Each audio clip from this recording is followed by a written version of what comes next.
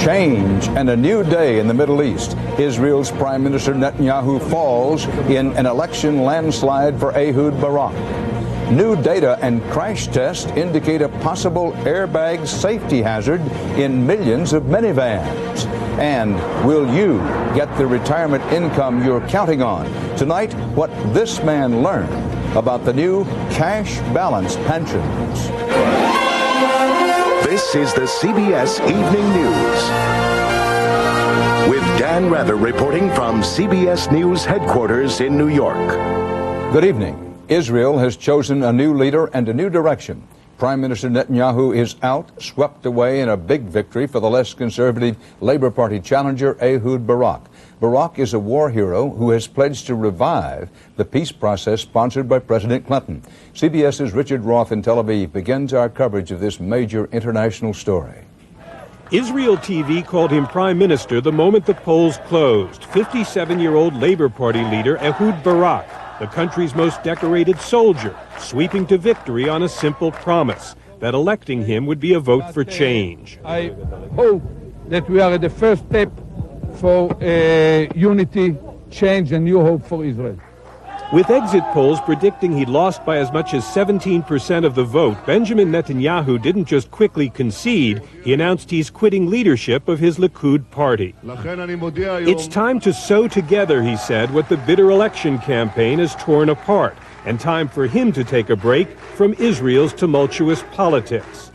The weekend withdrawal of three marginal contenders had turned the race into a two-man contest, spoiling Netanyahu's hope of keeping his campaign alive another 2 weeks for a runoff. But it wasn't only time that ran out. It was also trust. He'd stalled the peace process in the name of security, but many Israelis felt his prime minister, Netanyahu, was more a fox than a hawk, more crafty than charismatic. Political allies abandoned him, and support from the ultra-Orthodox became a mixed blessing, with the majority of Israel's voters in an anti-clerical mood. The mood tonight was champagne-popping pandemonium on Tel Aviv's main square, named for the assassinated Prime Minister Yitzhak Rabin, whose legacy Barak now inherits. His campaign called for Israelis to unite, not something they're known for. But they've given him something unusual in return. More than a victory, what looks like a mandate. And though it wasn't the issue on which the election turned, there's no doubt here tonight that jump-starting the peace process will be right at the top of the new prime minister's agenda. Dan? Richard Roth in Tel Aviv. Ehud Barak is 57, born in Israel. He has a graduate degree from Stanford University. Barak was a tank soldier in the Israeli Defense Force and rose to become Chief of Staff for Defense. He entered politics in 1995 as Interior Minister under the late Yitzhak Rabin. The United States was officially neutral in the Israeli campaign, but it's no secret that President Clinton was frustrated with Netanyahu's role in the peace process. CBS's Scott Pelley has the White House reaction. Scott? Dan, the president expects Barak to breathe life into the peace process. Earlier this evening, he telephoned both men, and afterward he released a statement in which he said Barak now has a strong mandate. Mr. Clinton said he looked forward to a comprehensive peace that strengthens Israel's security. Mr. Clinton has been frustrated by Netanyahu's reluctance to implement the peace accords signed here last October. Barak says he will meet the terms of the deal, which include Israeli troop withdrawals in return for a Palestinian crackdown on terrorism. It's no secret that Mr. Clinton and Netanyahu didn't like each other very much, and it's interesting to note that some of Mr. Clinton's top campaign strategists went to work for Barak and guided his campaign in Israel. Dan? Scott Pelley at the White House. Also in Washington, CBS News has new information tonight about a potentially deadly airbag safety problem for some people in millions of minivans. A dozen different rounds of collision tests and a review of actual highway crashes indicate the possible danger exists in minivans made by Chrysler. The automaker disputes the findings and says CBS News is making a mistake by broadcasting this. CBS News correspondent Bob Orr has the maximum facts on the minivan story. This is the crash test that stunned federal regulators. The passenger dummy in this 1997 Chrysler minivan sustained life-threatening injuries caused by the vehicle's airbag. Now CBS News has learned the National Highway Traffic Safety Administration has completed 11 additional tests of the Chrysler minivan airbags. And in more than half of those tests, the passenger side airbag caused what would be catastrophic injuries.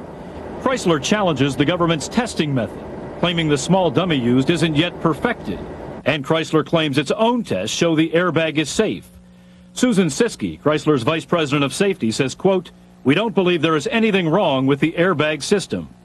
But also troubling to regulators is what they found when they took a second look at actual accidents. The government's special crash investigation has found of the 22 airbag-related deaths and serious injuries of passengers in minivans, 20 of them have been in Chrysler models, built between 1994 and 1996. The bag is too aggressive, it's too big, it's not tethered. 2.5 years ago, Clarence Ditlow, an auto safety advocate, asked the National Highway Traffic Safety Administration to investigate the Chrysler airbag. At the time, there had been 9 passenger fatalities. The request was turned down. The government now has the deaths they want. The government should order Chrysler to do a recall if Chrysler won't do it itself. Rob Sanders also wants Chrysler to make changes. His daughter Allison was killed in 1995 in a low-speed collision involving the family's Chrysler minivan. The 7-year-old had slipped off her shoulder harness to reach for the radio when the crash happened. The airbag exploded in Allison's face. And then I turned over and looked at Allison, and I saw that she was unconscious. And I was just shocked and horrified. I couldn't understand why she would be in that kind of condition in such a minor fender-bender accident. Sanders is now suing Chrysler, alleging that a defective airbag system caused his daughter's death. But Chrysler says, like Allison Sanders, nearly all of those killed were unbelted or improperly belted. Chrysler also points out it has 2/3 of all minivans on America's highways, and therefore faces a statistically higher probability of accidental deaths.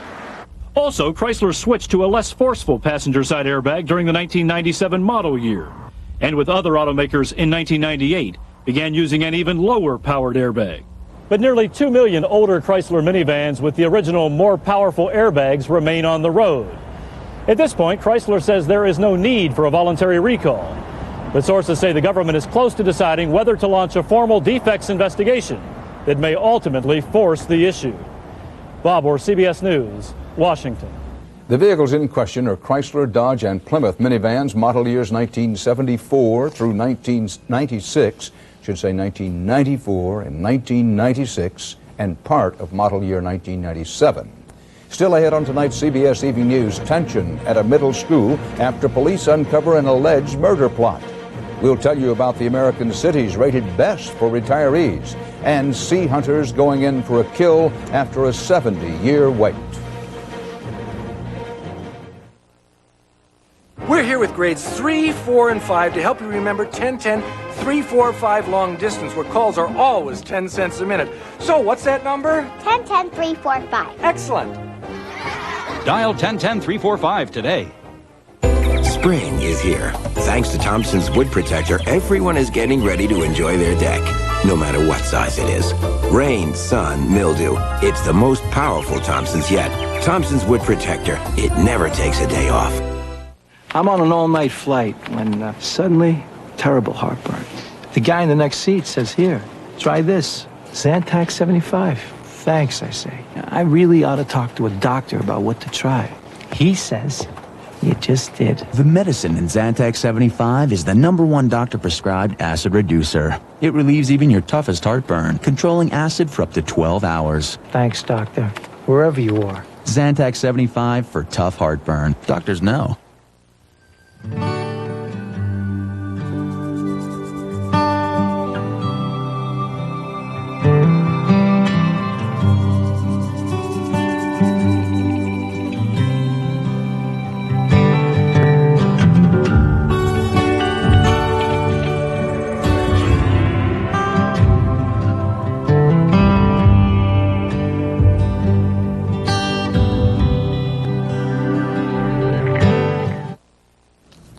America's problem with children and violence in the schools has surfaced again. The focus today is a middle school, a junior high school in Michigan, just reopened under tight security.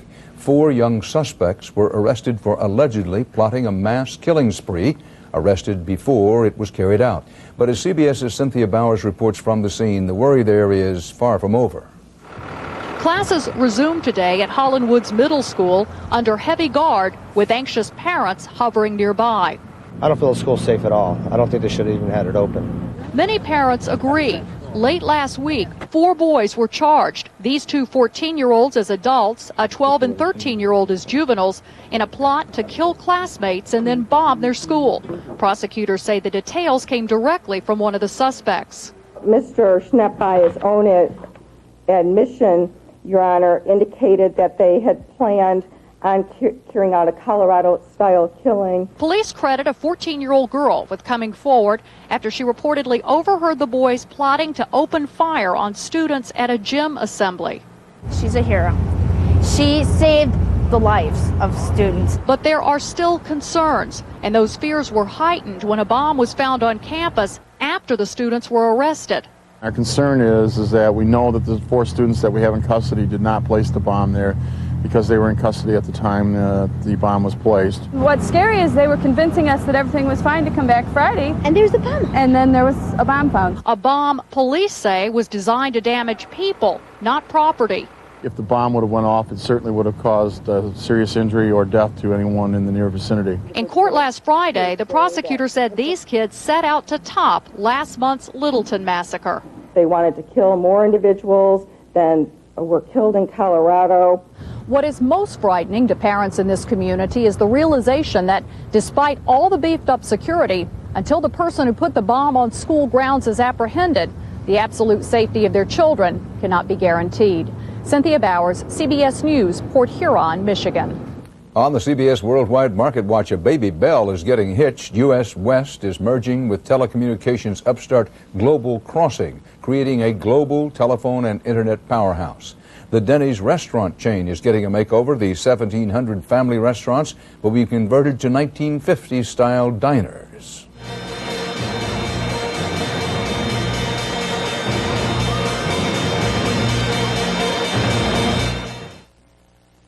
When some people have allergies, they sneeze a lot. Others get an itchy, runny nose or nasal congestion. Me, I had it all. So I said to my doctor, enough already. He prescribed Flonase nasal spray. Multi-symptom Flonase once a day relieves all nasal allergy symptoms. In fact, it's the #1 prescribed nasal allergy spray for any or all of those nasal symptoms. All it takes is Flonase. Even kids as young as 4 can use Flonase. For best results, Flonase must be used daily. Call to learn more or ask your doctor. Side effects are generally mild and may include headache, nosebleed, or sore throat. For nasal allergy relief, ask your doctor about multi-symptom Flonase. When you get it all it takes is Flonase. Is your skincare product incomplete? Now have it all. New Olay Complete. Protection from UVA and UVB rays, vitamin E, and light Olay moisture. Oil of Olay Complete. Proven to give your skin everything it needs most. Here's a new idea. A pain reliever from Aleve that goes to work fast and lasts all day. Introducing new Aleve gel caps. Like most gel caps, they go to work fast, but Aleve gel caps do more than work fast. They have the strength to work all day long with just 2 pills. It would take 8 Tylenol to do that. Look, if your pain reliever starts fast but won't last, get one that does it all. New Aleve gel caps, 2 pills, all-day relief. Works for me. 11 powerful state lawmakers treated to a free jet trip to the beach, paid for by businesses, at a time when the legislature was considering taxing them. The story at 6. Bad weather has forced NATO to cancel most of its bombing runs over Yugoslavia tonight, while the pace picked up at least a little on the diplomatic front. A UN delegation is in Belgrade preparing to make the first trip to Kosovo by international authorities since the bombing began nearly 2 months ago. CBS's war correspondent in Belgrade is John Roberts. A tour of the bombed-out Chinese embassy was the UN team's first introduction to the destruction in Yugoslavia, but the real work will come later this week when it surveys the humanitarian disaster in Kosovo. The mission is overdue. We have been saying for weeks that priority #1 is access to Kosovo, access to victims who remain inside the territory. And depending on what it finds, the team hasn't ruled out trying to bring in aid to Kosovo before a ceasefire is declared. And even as NATO bombers were seen attacking targets near the Albanian border, there was some optimism today that a ceasefire may not be far off. Milosevic is increasingly eager to cut a deal, says an independent analyst here, but any breakthrough may depend on how NATO responds. They would like Milosevic to come out of this crisis as somebody who is a clear loser and who capitulates. Still, time is growing short on both sides. NATO wants the refugees to return before winter, and while his army remains strong, Milosevic's battered economy is at risk of total collapse. Today, for the first time, Western journalists were taken to the Zastava plant, wrecked by NATO bombs in April. The alliance claims the factory produced military vehicles as well as Yugo cars. 36,000 people are now out of work and could be for years. Any peace deal will no doubt include some sort of Marshall Plan for the Balkans to rebuild the shattered infrastructure here. With each day that Milosevic continues to defy NATO demands, the damage and the price tag continue to mount. John Roberts, CBS News, Kragujevac. We remind you that all reports broadcast out of Belgrade are subject to Yugoslav government censorship. Looking ahead, NATO has come up with a new plan for a peacekeeping force to go into Kosovo when the fighting ends. It's a lot bigger than the original plan, as CBS's David Martin reports from the U.S. Defense Department. David? Dan, under the new plan, between 45 and 50,000 troops, about 7,000 of them American, would go into Kosovo once Milosevic agrees to NATO's terms. The original plan had called for a force of 28,000, and U.S. officials say much of the increase is due to engineering units which will have to repair the damage done to Kosovo by Serb ethnic cleansing and NATO bombing. This is not an invasion force. It assumes Milosevic has agreed to pull his troops out and let NATO in. And that, of course, is exactly what he's been opposed to from the start.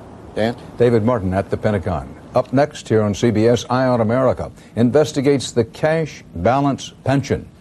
What's with these new pension plans? This is how the world feels when you have dry eyes. But now there's new Visine Tears with a unique tears formula not found in other leading brands to make dry, scratchy eyes feel moist and comfortable. Visine Tears, it gets the dry out. What should you do if you're having a heart attack? First, call an ambulance, then take Bayer aspirin.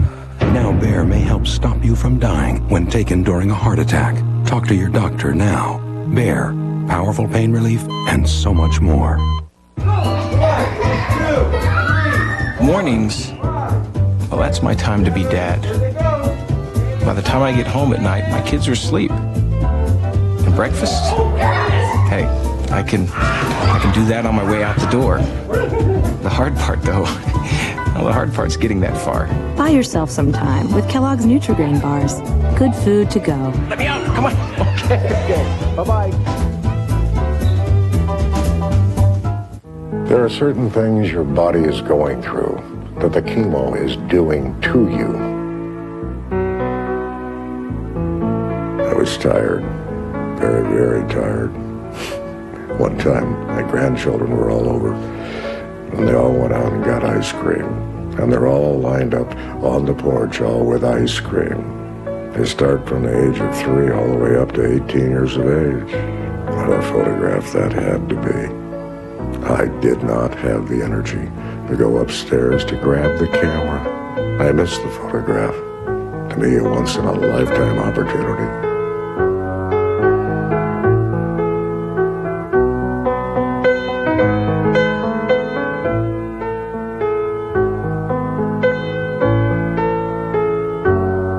Go out. Live your life. That's what I'm doing now. Wednesday, how does a con artist know he's made it big? He shows up on 60 Minutes, a con man special, followed by Madonna on an all-new 60 Minutes 2, Wednesday. Tonight's Eye on America is a hard news look at pension plans. A CBS News poll finds more than half of Americans are in a pension plan, and about 3/4 of them expect the money to be there for them at retirement. But it may not be nearly as much as they thought. In this Guarding Your Money report, Ray Brady finds that more and more companies are switching from traditional pensions to what are called cash balance plans. Climbing utility poles. It's tough, back-breaking work. which is why 40-year-old Mike Murphy was hoping to hang up his tool belt and retire by the age of 58. We work all our lives to retire, to kick back and do what you enjoy. But dreams of a life beyond Niagara Falls came to an end when Murphy's employer, Niagara Mohawk Power, took away the traditional pension plan that he'd been counting on. In came a new plan.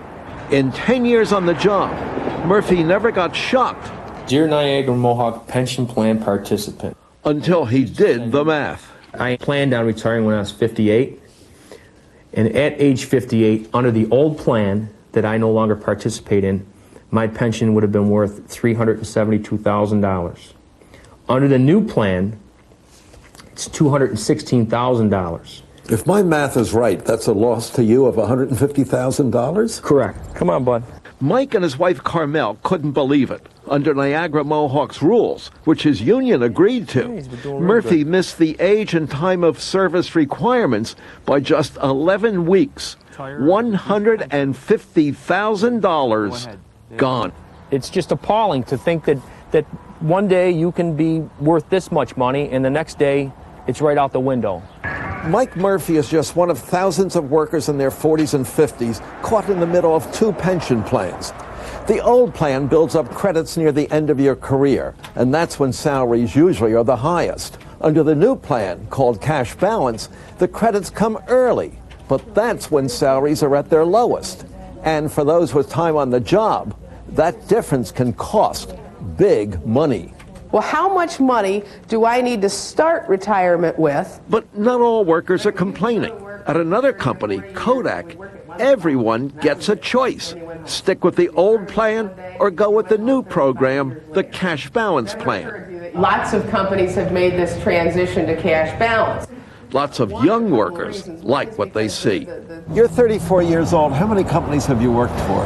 I've worked for 2 companies prior to this. For 30-somethings like Kodak manager Mike Miller, the new plan has one big advantage.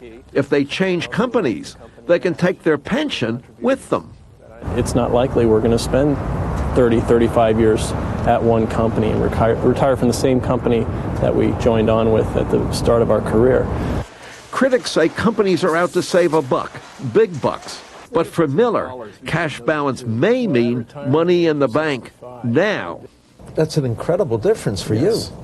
For Mike Murphy, though, the difference may mean more years on the job. Remember, he was planning to call it quits at 58. When you're that age, you're broke up, busted up, your elbows are shot, your shoulders are shot, your back's shot, your knees are shot.